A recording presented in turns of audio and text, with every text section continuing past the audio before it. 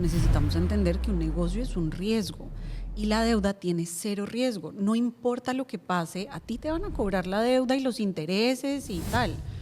¿Hay deuda buena y hay deuda mala? ¿O de quién es la culpa? Y he tenido gente que se han endeudado para invertir en cripto y perdieron, o sea, el más reciente fueron $15,000 en 2 meses. Si usted no sabe cómo funciona un negocio, no meta su dinero ahí. Nadie que esté un poquito endeudado va a decir, ay, quiero salir de deuda. No, es cuando ya estás hasta acá, ¿no?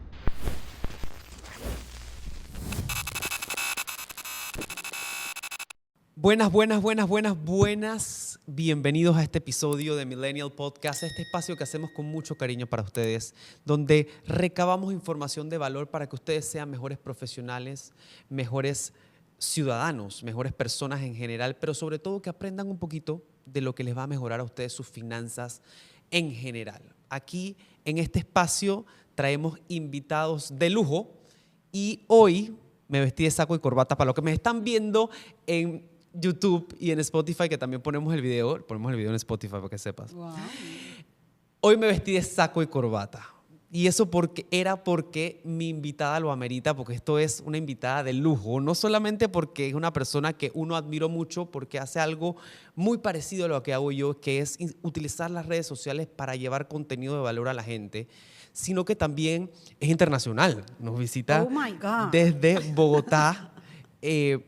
Es una persona que también he visto desarrollarse en redes por los últimos años, que ha crecido en su emprendimiento y que también tiene un propósito muy lindo, que es llevarle finanzas saludables a muchas personas. Esa invitada que tengo la tarde o la mañana de hoy, en la hora que ustedes estén viendo este podcast, es Elizabeth Sánchez de Mindful Finance. Bienvenida a Millennial Podcast. Mil gracias, qué emoción estar acá y me parece muy bonito porque hoy nos conocimos físicamente. Exacto. Después de tantos años. Quiero que sepan que tenemos años siguiéndonos, años admirando nuestros contenidos mutuamente y es primera vez que nos vemos la cara físicamente en esta oportunidad y qué bueno que la vamos a poder tener grabada para que ustedes la vean.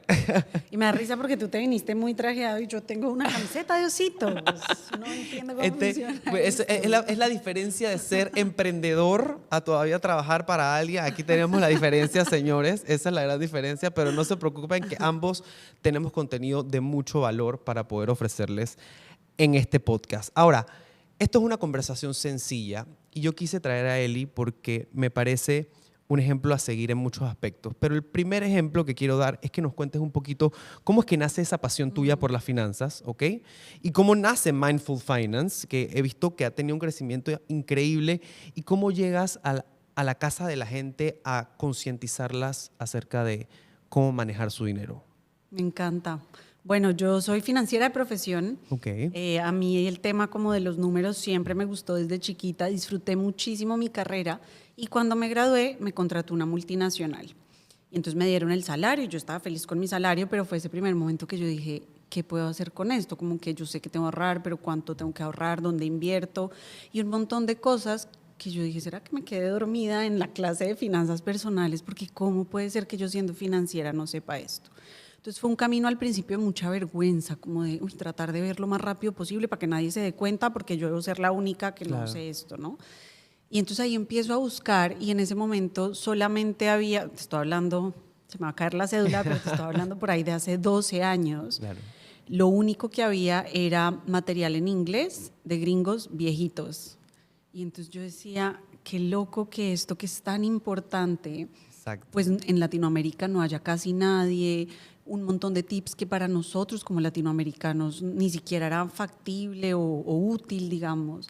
Y entonces ahí empieza mi camino muy personal de entender este tema de las finanzas y después como de 3 o 4 años ya mis amigos cercanos me decían, pero tú no tienes deuda en tarjeta y cómo haces para viajar y estás invirtiendo y eso qué es. Y dije, no soy la única. Entonces ahí ya empecé como a ayudarlos. A mí el tema social siempre me ha apasionado mucho y entonces ya llegó un punto donde yo dije, este tema como ya de trabajar en multinacional pues no me está llenando y yo yo he vivido como en varios países, viví en México, en Argentina y por último en Panamá. Y entonces cuando yo estaba viviendo en Argentina me dio una depresión muy, muy fuerte. Okay. Y eso me llevó a un proceso de terapia, porque aparte fue una mezclita de ansiedad y depresión. No se la recomiendo a nadie. Clásica, esa viene como en combo. Sí, tal cual, 2 por 1.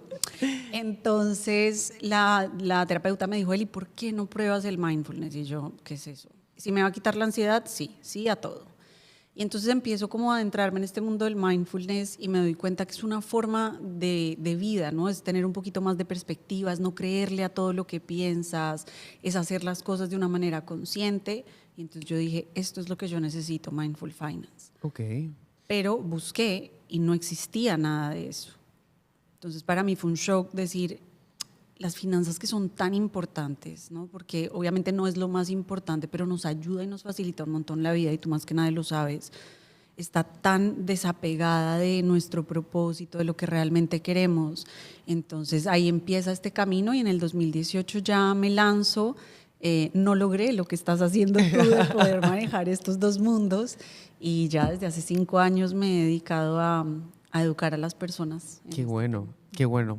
Admirable, de verdad que es algo que nos ha marcado, digo yo, ¿no? Siempre uno tiene como ese llamado, como que hay algo en tu vida que te dice de que, oye, mira, esto puede ser a lo que te vas a dedicar y eso de repente te lleva a tomar esos saltos, ¿no? Como lo hiciste. Pero quiero preguntarte algo. O sea, es curioso la combinación, ¿no? De finanzas y mindfulness. Yo creo que eso es algo que has patentizado mucho tú. ¿De dónde nace ese link entre una cosa y la otra? Y tú dices de que yo creo que podemos llevarla por aquí. Yo creo que también como yo ya tenía esta experiencia de haber investigado y pasado por como todos estos viejitos gringos que yo como que no vibraba con ellos, a pensar las finanzas desde otro lugar, ¿no? Entonces, si yo estoy tratando de construir esta persona que yo me imagino de pues una persona más libre, como más enfocada y más de alguna manera como haciendo ese link con lo que yo realmente quiero y cómo eso lo puedo lograr a través de las finanzas, eso es lo que yo quiero. Okay. Y me he dado cuenta que la gente, primero que le tiene como mucho miedo a este tema financiero, ¿no? Sí, Yo era sí, malo sí, en matemáticas, no sé qué, esto es súper complejo. Que yo soy abogado, los números no son para mí. Ah, wow. Esa clásica. No, yo no soy abogado, eso es alguien, no, eso lo dice la gente, dice que Total. yo soy de artista. leyes, yo soy Ajá, artista, eso sí. no me pasa en la vida, Total, eso no es conmigo. Total. Entonces, bueno, nada, como... O peor, ¿no? Cosas como dije, las finanzas las maneja mi esposo o mi esposa, o cosas así como... Sí, no, eso es para el banco, para el contador. Exacto. Y entonces, como cambiar esa perspectiva de las finanzas, que no necesariamente es el Excel, y, Sí. ¿no? Y como, sino que esto es una herramienta para vivir mejor, me parece que a la gente le ha dado la oportunidad de amigarse con las finanzas desde otro lugar. Y además... Exacto. que las finanzas son profundamente emocionales. O sea, esto es, y aquí, perdón el francés, es un pajazo mental pensar que las finanzas que nosotros tomamos decisiones lógicas y racionales todo el tiempo. Nosotros somos seres pensantes que sienten. Exacto. ¿Sí? Y entonces tu presupuesto puede estar divino en el Excel, en el app más guau que te puedas descargar, pero si te da ansiedad y sales a comprar, ningún Excel te va a salvar de eso, a menos que empecemos a entender nuestras emociones. Y algo quiero ligar con dos cosas que dices. La primera es que yo creo que yo, en mi caso personal, también conecté con mucho lo que tú dices, porque yo veía a patrones financieros que hablaban siempre desde la superioridad. Es que yo soy millonario y te voy a enseñar a ti cómo. O, ¿sabes qué? Yo tengo tanto y tanto y tanto y entonces te voy a enseñar a ti. Entonces, nunca vi a alguien como tú o como yo, personas trabajadoras comunes y corrientes que hemos venido desarrollando nuestra carrera profesional, de decirme cómo es que en verdad se hace. Y la verdad es que a la persona millonaria siempre la veía desde otra perspectiva y lejana, y lo que genera una consecuencia muy recurrente de que simplemente te da pena, porque es como que, porque yo le voy a preguntar a este señor supermillonario que tiene muchísima plata, ¿cómo voy a financiar? ¿Cómo debería yo comenzar a ahorrar si no tengo ni idea? Claro, como ahorro en el súper. Exacto. El señor seguramente nunca en su vida ha ido a un supermercado. Exactamente. Entonces, ahí fue como comenzar también mi despertar, como decir, oye, ¿sabes qué? Yo creo que necesitamos gente que hable de una manera más cercana, con peras y manzanas, cómo es que se come esto, y qué bueno que hay personas como tú que han podido lograrlo de alguna manera, ¿no? No, y a ti, Juanca, toda esa labor que has hecho todos estos años, que ha sido maravillosa. Gracias, gracias. Igualmente. Ahora entremos en materia. Ya entendimos un poquito tu historia, pero este podcast lo logramos conectar con un tema que ustedes nos han pedido en las redes sociales, que creo en lo personal que es uno de los principales problemas de la mayor parte de la población, que tiene que ver con parte de lo que tú habías hablado del tema emocional que conlleva las finanzas personales, pero que no solamente genera una connotación emocional, sino también un problema. O sea, un problema que puede llevar a desenlaces que no queremos tener en nuestras vidas. Y ese tema que vamos a hablar en este podcast es la deuda. Chan, chan, chan. Exacto. Ese monstruo que usted tiene abajo de su cama, que usted le dice que no lo quiere ver, pero lo tiene que ver todos los días. Esa tarjeta de crédito que usted se rehúsa a atender, pero le encanta usar. Y ese problema que usted genera todos los meses o que usted piensa generar todos los meses, pero ¿sabes qué? Lo dice y lo posterga. Lo dice, no, sabes que yo entenderé esto en otro momento. Pero yo quiero comenzar preguntándote, Eli, en tu caminar financiero, ¿cómo tú crees que se ve una buena gestión de deuda a nivel personal? Para mí es una deuda consciente, ¿no? Ok. Es que en el momento que tú te endeudaste, supiste por qué lo vas a hacer, conociste como estas cosas un poquito más técnicas, sabes cuánto te está costando, sabes qué estás dejando de ganar, cuánto tienes que pagar y que tengas los fondos suficientes para asumir esa responsabilidad, ¿no? Sabemos que cuando no cumplimos con nuestras deudas, con nuestros compromisos, la cosa se nos complica un montón. Entonces, para mí el tema de la deuda, aunque yo no soy súper pro deuda, tampoco soy anti, Okay. pero sí es muy importante que lo hayamos hecho de una manera como consciente, ¿no? De alguna manera, yo siento que mucha de la deuda, sobre todo la tarjeta de crédito, es súper impulsiva. Ok. Entonces, ahí necesitamos meterle un poquito Por la más. facilidad de la obtención, digo yo, ¿no? Te ponen como la cascarita del guineo, pero ahí va mi segunda pregunta, y es que ¿hay deuda buena y hay deuda mala? ¿O de quién es la culpa? O sea, porque hay una connotación tan emocional, porque siempre escucho este debate como que la culpa es de los bancos o de los prestamistas o de quien sea que te prestó, y a veces nos exoneramos a nosotros un poco de que nosotros utilizamos esto de alguna manera, ¿no? Entonces, ¿cómo puedo?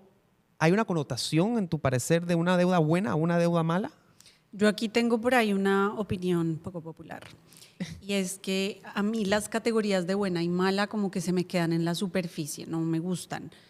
Para mí hay deudas conscientes e inconscientes. ¿Qué es lo que se conoce como deuda buena y mala? Mala es que pasaste tu tarjeta para un viaje, ¿no? Compraste un par de zapatos. O sea, es endeudarte como con cosas del momento que van a perder su valor.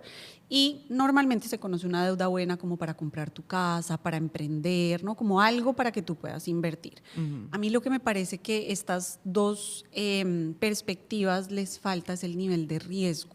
¿Sí? Ok, interesante. Entonces, pues definitivamente no nos deberíamos estar endeudando para un viaje o para, ¿no? Como que lujitos y cositas que queremos en el momento, pero incluso cuando nos estamos endeudando para un negocio, por ejemplo, necesitamos entender que un negocio es un riesgo y la deuda tiene cero riesgo. No importa lo que pase, a ti te van a cobrar la deuda y los intereses y tal, ¿no? Si tu negocio quebró, ay, qué pena, igual me debes la plata.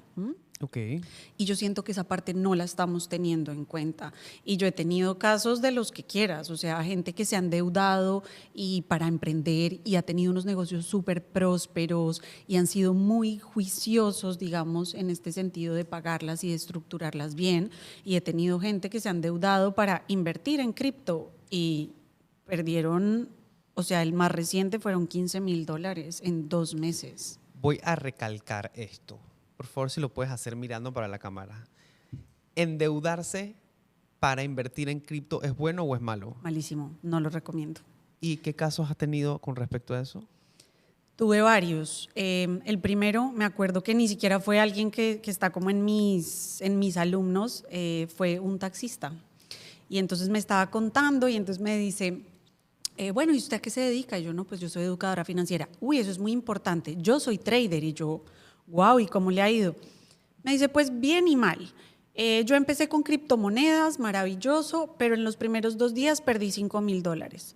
Luego gané. Ahorita voy perdiendo y toda la plata la saco de la tarjeta de crédito, pero yo sé que vuelvo a ganar. Y el tipo iba menos 12,000 en ese momento. Y pagando intereses al 30%. Entonces es como, en verdad, por favor, no lo hagan. Eso es muy riesgoso y ya de por sí pedir prestado para invertir es un riesgo. Y cripto es súper volátil. A mí me gustan un montón las inversiones en cripto, le creo mucho a lo que son realmente, digamos, en su core, pero nunca endeudarnos para eso. Hay varios temas en esa anécdota, Eli, y permíteme rescatar varios. El primero es, yo tampoco tengo nada en contra de las inversiones en cripto, pero el problema es que la masa crítica de la población usa la plata de su supermercado o de su casa o de su vivienda o de todo lo que necesitan para vivir mensualmente y la meten en algo que no entienden y que no saben cómo funciona. Esa es la realidad. Si usted no sabe cómo funciona un negocio, no meta su dinero ahí. Eso es igual, ¿sabes qué? Mejor agarre la plata, vaya para el casino, la pone en el 28 y ve a ver si se gana la plata o no, porque es exactamente lo mismo.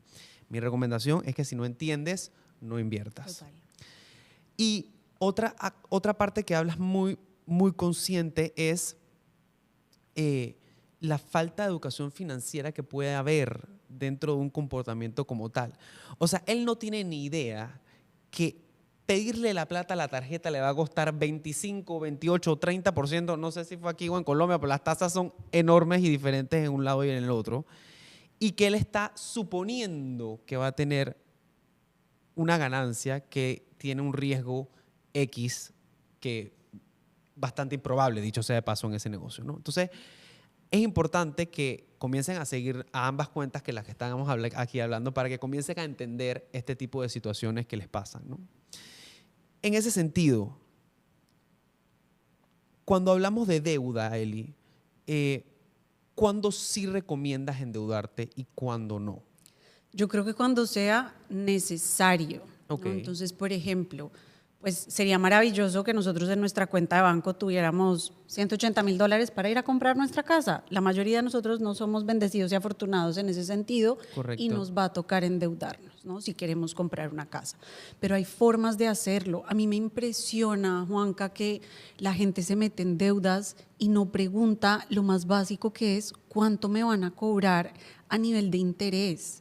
No, a veces la gente se queda como, ay, es que mi cuota es, no, mi letra es tanto, y ya. Y no tienen Es idea de como, más nada. fuiste al supermercado, ¿no? Es como, nunca comprarías un carro sin preguntar el precio, nunca. Pero con la deuda somos muy malos consumidores. No preguntamos si podemos hacer aportes a capital, no preguntamos si nos van a cobrar en algún momento algún otro fee, alguna comisión. Entonces, en ese sentido, sí es importante. Y pasa una cosa con los intereses, y es que a veces la diferencia es poquita, ¿no? A ti te dicen, te vamos a cobrar el 5%. Bueno, el 5% eso no es nada. En periodos de 20, 30 años, pues eso puede ser el equivalente a pagar 3 apartamentos o 3 casas y disfrutaste una. Exactamente. Y entonces que alguien te cobre el 4.5 o el 5 son miles y miles de dólares. Exacto. Entonces, en ese sentido, yo pienso que la hipoteca, si tú realmente quieres tener casa, que esa es otra opinión poco popular, yo por ejemplo no soy dueña pues de la casa donde yo vivo, y para mí hace más sentido en este momento, por mi realidad, arrendar o rentar. Y que ese es otro debate para otro podcast. es que todo es muy polémico. Exacto. Y pues si los negocios lo requieren, también podríamos explorar esa idea. A mí me gusta y yo siempre estaba acostumbrada a emprender sin deuda y empezar chiquito para poder pivotear y pilotear varias cosas. Pero pues sabemos que hay algunos negocios que definitivamente requieren como un capital. Y en ese caso no me parece malo. Pero sabrás que en algún momento un empresario me dijo, Juan Carlos, hay que aprender a hacer dinero sin dinero. O sea, yo así mismo con tu cara quedé, yo dije, ¿cómo es? Bien. Porque yo quiero saber. Pero le entendí la anécdota, ¿no? Le entendí la anécdota de antes de tomar un riesgo poniendo tu capital o apalancándote o pidiendo prestado para poner, tú tienes que saber si el modelo de negocio funciona. Y el modelo de negocio funciona tratando de replicarlo. Claro, esto aplicará para algún tipo de negocios y para otros no, definitivamente. Pero por lo menos lo que sea servicio, lo que sea algo que no necesite un capital tan grande para ejecutarse, corroborar que funcione antes de apalancarse es un buen consejo, diría yo, ¿no? 100%, 100%. Eli, en tu experiencia, tabús que tenga la población en general conforme a la deuda. Cosas que podamos desmitificar en este podcast. Que la tarjeta es una extensión del salario. Anotadísimo, por favor, señores. Esto va en grande en un clip. Que los intereses al ser pequeñitos y que me alcance, yo creo eso, que me alcance para pagar las deudas mensualmente significa que no tengo un problema. Ok, perfecto. Y eso no es cierto. Y en verdad uno a veces, lo que la gente no se da cuenta es que cuando estamos endeudados estamos perdiendo plata porque estamos pagando intereses. Por supuesto. Pero además estamos dejando de ganar plata porque si ese dinero lo utilizáramos para invertir, por ejemplo, nos daría un rendimiento. Entonces la pérdida es doble. La costa de oportunidad. Que te alcance para pagar no significa que tus finanzas estén bien. Exactamente. Que tengas un buen historial de crédito significa que tus finanzas están bien. Error. Mito total. Error. Mito. Al contrario, significa que usted es buen cliente de los bancos. Exacto. Que paga buenos intereses y que probablemente le presten más, sí, pero no significa que usted esté utilizando su dinero de manera más inteligente, ¿no? Total. Y ahorita me quedé sin ideas. ¿Qué tal tú? ¿Qué tabús piensas tú que hay? Mira, yo creo que pudiera ser... hay como un miedo a tomar deuda, pero un miedo sin fundamento. O sea, es simplemente porque siento que estoy tomando un riesgo. Sin embargo, yo creo que también hay que aprender a utilizar la deuda a nuestro favor, ¿ok? Yo no pienso que la deuda, coincido contigo en ese sentido, no creo que la deuda sea buena o sea mala. Creo que hay que utilizar la deuda a nuestro favor. Y la deuda a nuestro favor se hace apalancándonos. Es decir, ¿cómo voy a hacer que el dinero que me estén prestando rentabilizarlo más que lo que me pueda estar cobrando el banco en una tasa de interés? Creo que ahí es donde está la clave. Y bueno, hay muchos expertos que han hablado de esto. El más famoso es Robert Kiyosaki, que dice que se dice millonario con la plata de los bancos. Y es verdad. A veces hay que tomar un poco el ejemplo de dejar que el banco tome el riesgo, pero asegurándonos que donde va a estar ese dinero me va a dar más rentabilidad. No sé, por ahí creo que puede ir una. Seguimos. Imaginémonos por un momento un escenario donde ya viene una persona donde te dice, Eli, tengo un problema. O sea, ya sé que mis tarjetas están al tope, sé que tengo una situación, no tengo dónde más subir mis ingresos, estoy endeudado. Mi pregunta es, ¿cómo caer en conciencia que estás por la vía que no es? Y ya una vez caigo en conciencia, ¿cómo salgo de ahí? Súper.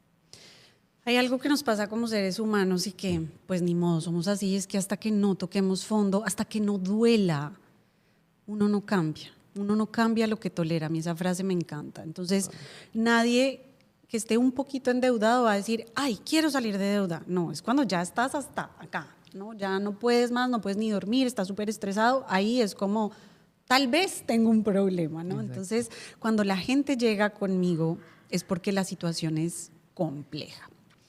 Y yo siempre les digo que la deuda no es la enfermedad, la deuda es un síntoma y es un síntoma de no tener una buena organización de tu plata, no saber a dónde se va, entonces pues uno está ahí como all over the place. Segundo, no tener ahorros. La mayor parte de las tarjetas de crédito, así a veces pensemos lo contrario, que es porque no los lujitos y los viajes y tal, es por emergencias. Wow. Y no son emergencias grandes. Si el 70% de las personas tuvieran hoy una emergencia entre 200 a 500 dólares, no la pueden pagar con el dinero, digamos, que tienen de su salario. Tienen que pasar un tarjetazo. Wow. Entonces, esos son los tipos de deudas que se acumulan porque no tienes un ahorro.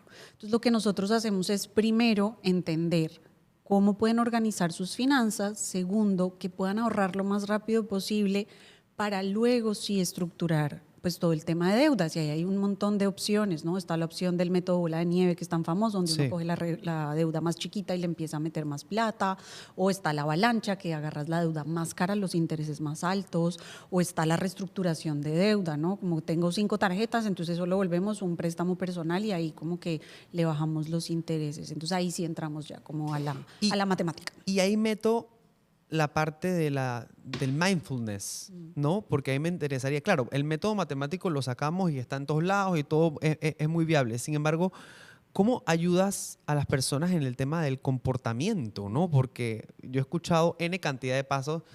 Señores, usted agarra la tarjeta, hace unos años atrás estaba famoso el tema de las compras de saldo, ¿no? Entonces todo el mundo agarraba y compraba su saldo porque decía que esta vez sí iba a salir de sus deudas. 18 meses después estaba pagando la compra de saldo y la tarjeta topada de nuevo. Entonces, por eso creo tan importante eso que hablabas tú del mindfulness, ¿no? Porque nos ayuda de repente a la parte conductual a cambiarla. ¿Cómo lo puedes ver desde ahí? Entonces ahí es entender qué lo lleva a endeudarse. Porque el plan de acción para una persona que tiene compras impulsivas, por ejemplo, es súper distinto a alguien que fue por una emergencia. ¿Sí? Anotadísimo. Entonces, en ese sentido, por ejemplo, en las compras impulsivas, que de hecho hace un par de semanas teníamos ahí un post, cuando tú tienes un impulso, normalmente es que quieres tomar la decisión rápida, estás con la emoción a tope y entonces tu parte racional del cerebro, que es una vaina muy interesante, se desconecta. Wow. Entonces tú solamente estás tomando decisiones con tu parte más, como más primitiva, ¿no? Lo quiero, niño chiquito. Exacto. Entonces ahí es importante respirar. La respiración es una de las vainas más poderosas que tenemos y no la usamos. Mira. Porque cuando tú respiras, no sé si te has dado cuenta que cuando uno está agitado respira como superficial y rápido, ¿no? Como, pero cuando estás relajado son respiraciones más largas. Y eso cambia la sensación. Si tú estás súper ansioso y empiezas a respirar hondo, tus pulsaciones bajan y entonces la ansiedad ya no se siente en 100, se siente en 50. Claro. Y la parte cognitiva y racional empieza a activarse. Entonces ahí nosotros, por ejemplo, recomendamos mucho la regla de las 24 horas. ¿Quieres comprarlo? Date 24 horas. Ya, consúltalo con la almohada. Si al otro día quieres comprarlo, significa que tal vez no es una compra impulsiva. Okay. Entonces empezamos a mirar, son las razones por las cuales la gente se endeudó y sobre eso creamos un plan de acción. Me parece súper, súper poderoso eso. Hablamos de cómo salir, ¿no? De una deuda, pero me parece positivo ir de la mano de esta tendencia de mindfulness que nos hablas, de también entender un poco el agravante, ¿no? La consecuencia, ¿no? Porque parece algo como, yo he escuchado tanta gente que toma esto tan a la ligera, como de, ay, mañana Dios proveerá, la tarjeta no sé qué, yo sé que eso está mal, pero vámonos de viaje, no sé qué. Hay un montón de, ahora, trends en TikTok. Dice que no sé qué, cuando se junta el me voy ya con el YOLO, con no sé qué, con el lo merezco, y todos están virales, pero entender atrás de eso la consecuencia que puede traer esto en ti, primero, y después en tu entorno, creo que es importante. ¿Qué opinas de lo que nos puede traer unas malas finanzas o un endeudamiento malo dentro de nuestra vida personal? Claro, yo creo que a nivel personal, los problemas financieros es una de las causas más grandes de estrés prolongado. Y el estrés prolongado en los últimos años ha habido un montón de estudios que tienen que ver con problemas cardíacos, con inflamación en el cuerpo, con enfermedades autoinmunes. Entonces el estrés no es como que, ay, estoy estresado y ya, no, realmente es muy grave. Entonces, a mí me parece muy loco es que a veces normalizamos ese malestar, ¿no? Así como a veces uno normaliza, ay, todos los días me duele la cabeza, me tomo una pastilla, ¿qué importa? Normalizamos también este tipo de estrés y no nos damos cuenta que las finanzas pueden ser otra cosa, ¿no? Las finanzas te pueden habilitar a vivir una vida más bonita, más tranquila, con más seguridad. Entonces, a nivel personal, yo diría como el costo en nuestra salud mental, emocional y física que tienen las deudas mal manejadas. Y en nuestro entorno, las finanzas en pareja, por ejemplo, la razón número 2, después de la infidelidad, para temas de divorcio son discusiones financieras. Yo creo que deben de estar ahí, porque yo he escuchado tanta gente que se divorcia por dinero, es impresionante. Y a veces las infidelidades son financieras, ¿no? Parejas que alguien tenía un montón de deudas y nunca se lo dijo, o tiene un problema, por ejemplo, de juego, ¿no? De Claro. este tipo de cosas, Que se pueden afecta, ¿no? sentir como una infidelidad, digamos, de otro tipo, pues amorosa, etcétera. O sea que queda clarísimo que esto puede afectarte tu salud, tu entorno, tus relaciones, o sea, cómo esto tan importante que quizás no nos enseñaron en la escuela, no nos enseñaron en la convivencia, probablemente no les enseñaron en su casa porque sus papás tampoco saben, Exacto. pero cómo puede ser tan vital, ¿no? En todo esto que hemos hablado. Eli, quiero hacerte una última pregunta y quiero ver tu caso. Yo sé que tú ya has entrado a asesorar personas a cambiar la perspectiva de ver sus finanzas, pero me parece muy curioso el tema de la deuda informal, ¿no? Que creo que es no solamente importante tocarlo, sino hasta peligroso, ¿no? ¿Qué has visto dentro de tu parámetro sobre la deuda informal y qué puedes recomendarle a una persona que quizás no tiene idea de esto, pero que su única opción es ir por ahí? A mí eso me parece un problema social, en realidad. Nosotros de alguna manera pertenecemos a una parte de la población privilegiada, ¿no? Claro. Clase media y de ahí para arriba. Pero no nos damos cuenta que en la mayoría de países latinoamericanos, entre el 40 y el 50% de las personas no están bancarizadas. Correcto. Y eso significa que no tienen una tarjeta de crédito. Y su única opción de pedir prestado es a los prestamistas, gota a gota, etcétera. Y son personas que normalmente cobran el 10% mensual. Imagínate eso. O sea, a nosotros nos parece la tarjeta carísima y te cobran el 24 anual. 1.5. Sí, estos te están cobrando el 120%. Pero además no te dejan hacer aportes a capital. Tú solamente puedes pagar los intereses. O pagas todo, ¿no? De una, si me prestaron $5,000, tengo que pagar los $5,000. O si no, mensualmente solo los intereses. Entonces eso es una deuda eterna. Por supuesto. Y cuando uno no paga en un banco, te llaman un montón, pero hasta ahí, ¿no? Y entonces luego, pues sí, pueden entrar en un proceso ya judicial y Hay te un chiste quitan por tus ahí que si cosas. usted se siente solo en su casa, débale a un banco. Tal cual, no te va a faltar alguien que te esté Alguien que te esté llamando. llamando. Ay, sería muy triste. Pero los prestamistas lo llevan a otro nivel, ¿no? Claro. Ha habido casos incluso de homicidios por deudas. Sí. Entonces a mí eso me parece un tema social muy complejo.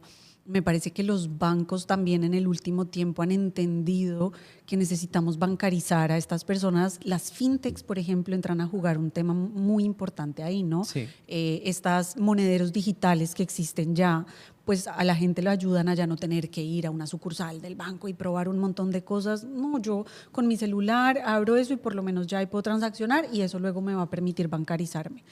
Entonces, en ese sentido, cero recomendado la deuda informal, a menos que sea con la abuelita que no nos cobra intereses, pero si es con un Tú prestamista. sabes que las abuelitas siempre pasaban la plata así como si estuvieran pasando algo ilegal, ¿no? Dice que Eli, aquí estás, para que tengas la soda, oye, para la sodita. ¿A quiénes a ustedes les ha pasado? La abuela siempre llegaba con $20 así, que arrugados y te pasaba la plata así por abajo, pero no le vayas a decir a nadie que le estoy dando esta plata. Las abuelas alcahuetas, 100%. Esa deuda sí, esa deuda sí. Ah, sí. Igual le pagan, porque es que he habido casos de, ay, no, pues voy a pagar esas y mi abuelita cuando pueda. No, señores, a la abuelita hay que cumplirle. Exactamente, exactamente. Eli, hemos hablado de todo un poco, hemos hablado de estructura de deuda, hemos hablado de cosas que sí hacer, de cosas que no hacer. Pero imagínate en un caso hipotético alguien que nos esté escuchando en la casa y dice, yo no sé cómo calcular mi nivel de endeudamiento, no sé dónde estoy a nivel de deuda, ¿cómo puedo comenzar? Buenísimo. Primero, un presupuesto, entender exactamente cuánto te estás gastando o cuántos son estos pagos mínimos, por ejemplo, ¿no? La letra, los pagos mínimos, etcétera. Entender dónde estás parado. De cada deuda, y esto es tarea, van a revisar cuánto les están cobrando de intereses. Y no lo vean mensual, véanlo anual, porque mensual se va a ver poquito. Ay, el 1.2, el 1.5, el 0. No, anual. Anualizado. Cualquier cosa que ustedes estén pagando más del 8%, necesitan meterle reggaetón para pagar eso lo más rápido posible. Okay. Porque no hay ninguna inversión de riesgo cero, digamos, como si tiene la tarjeta que te dé un 8%, ¿no? Y lo vemos con las cuentas de banco. Una buena cuenta de banco, digamos, estas cuentas metas o cuentas objetivo, te dan el 4.5% máximo. Y que te fue bien, y te amarran la Claro, plata un montón de tiempo. Exacto. claro. Pero en una cuentita normal te dan el 1% y date por bien servido. Exacto. Entonces, cualquier cosa que se pase del 8% hay que hacerla. Entonces, me parece que es entender dónde estamos, y aquí hay un tip, y es el desorden y la incertidumbre genera ansiedad. Y el problema siempre va a ser más grande en la cabeza que en la realidad. Entonces, yo les recomiendo que no piensen como, bueno, hoy voy a estructurar todas mis finanzas y voy a arreglar mi vida. No, voy a mirar cuánto me cuesta esta deuda. Algo rápido, algo que no te genere resistencia. Y ahí ya empezamos, bueno, ¿cuánto me cuesta la siguiente? Y voy a anotar aquí en una tablita. No necesitan ser expertos en Excel, realmente es información como muy básica para poder empezar. Y bueno, súper importante tener el presupuesto, súper importante tener un ahorrito, aunque sea pequeño, pero que les cubra más o menos eso, $200, $500. Si tienen más, pues maravilloso, pero luego sí empezar como lo más A rápido estructurar. posible. Yo pienso que la primera cosa que hay que tener es conciencia, ¿no? Yo creo que, y parte es lo que hablabas, ¿no? Sentarte a ver qué es lo que está pasando, porque no hay peor ciego que el que no quiere ver. Entonces, eso es parte de la invitación que les hacemos nosotros en la tarde de hoy, porque no se va a arreglar solo. El patrón, el estado financiero de tu vida está como está porque has tomado las decisiones financieras que te han llevado hasta ahí. Y yo invito mucho a la gente a tomar conciencia y responsabilidad, ¿no? Como es decir, oye, sabes que ya no es el gobierno, ya no es tu abuela, ya no es tu papá que no te enseñó, ya no es que la economía y el gobierno no te ayuda, es que tú no estás haciendo lo que tienes que hacer. Y ese es el golpe de realidad que a veces es de que, así es mi culpa. Entonces, ahí es donde comienza entonces lo que tú has hablado hoy, ¿no? Me encanta eso que dices, porque nosotros somos el problema, pero si nosotros somos el problema, nosotros somos la solución. Sin duda. Y tratar de agarrar responsabilidad, pero sin culpa. La culpa no nos lleva a ningún lado, así como el golpe de pecho de yo, ¿por qué? Y soy un bruto y la. No, listo, hasta aquí yo no sabía mejor, yo estoy convencida que todos estamos haciendo lo mejor que podemos con lo que tenemos. Correcto. Entonces, si uno se educa, vas a poder tomar mejores decisiones y ya vas a poder entonces empezar a cambiar. Entonces, dejar la culpa, tomar responsabilidad y entender que hay al otro lado. No, uno no paga deudas por quererlas pagar, uno paga deudas para tener más tranquilidad, para empezar a poder tener como más control de nuestra plata y que eso nos sirva para cumplir otros sueños. Pues delicioso poder disfrutar la plata en vez de estar ahí que se nos vaya todo para pagar deudas. A cumplir los sueños en vez de estar pagándole los intereses a terceros. Y me quedo con un mensaje poderosísimo que dijiste, que es responsabilidad pero sin culpa. Creo que eso es vital. Si logramos empoderarnos sin castigarnos, creo que es un pie más adelante de la estabilidad financiera. Eli, un último mensaje a las personas que nos están escuchando hoy, ¿de qué les pudieras decir para mejorar sus deudas en general? El mensaje sería que las finanzas no son solamente acerca de números, que realmente esto puede ser un vehículo maravilloso para que ustedes vivan su mejor vida, que vale la pena como pasar esa incomodidad que nos generan, esa incertidumbre, y que no es tan difícil como pensamos. O sea, aquí donde nos ven, no es que nosotros seamos así cerebros de la NASA, no. Y todos lo podemos hacer, todos los podemos hacer con una guía. Busquen personas que los pueden ayudar y por favor no caigan en estos vendehumos de te quitamos tu deuda en 2 días, ¿no? Ay, Como Dios. todas estas cosas que son muy rápidas, donde van a ganar plata y se van a volver millonarios en 2 días. No va a pasar, pero si lo hacemos de forma constante, consciente y consistente, les prometo que van a tener resultados. Nos quedamos con ese mensaje. Gracias a todos por acompañarnos en este episodio de Millennial Podcast. Pueden seguirnos en nuestras redes sociales, @JuancaJulioE, y en las redes de Eli, que son Mindful Finance Inc. Ya saben, todo este contenido va a estar en YouTube, en Spotify y en nuestros Instagrams para que ustedes puedan retroalimentarse. Y será hasta la próxima, chicos. Gracias por acompañarnos. Gracias, Eli, por acompañarnos, A ti de verdad. por esta invitación, me encantó. Desde Colombia, Bogotá, Eli de Mindful Finance. Saludos, hasta la próxima.